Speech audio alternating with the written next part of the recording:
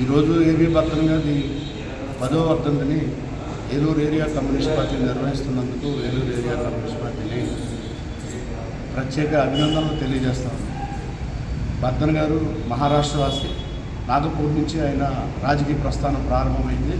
చదువుకునే రోజుల్లోనే all India student ఫెడరేషన్లో పనిచేయడం ద్వారా ఆ ప్రాంత విద్యార్థుల సమస్యల పరిష్కారానికి, ఆ ప్రాంత ప్రజల సమస్యల పరిష్కారానికి పోరాటం చేస్తూ ఉంటే ఆయన ప్రజానాయకుడిగా గుర్తించి ఆ రోజుల్లో ఇండిపెండెంట్ ఎమ్మెల్యేగా గెలిపించారు. ఆయన ఇవాళ ఆర్ఎస్ఎస్ ఎక్కడైతే పుట్టిందో నాగపూరు, అక్కడే ఆయన రాజకీయ ప్రస్థానం ప్రారంభమైంది.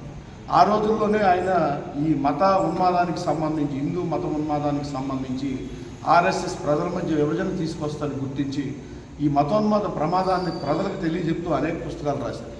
ఆయన ఏఐటీసీ నాయకుడిగా కార్మిక చట్టాలు చేయించడంలో కీలక పాత్ర పోషించారు. అట్లాగే రాజకీయ సంక్షోభంలో ఆల్ ఇండియా కమ్యూనిస్ట్ పార్టీకి కార్యదర్శిగా ఎంపికయ్యారు.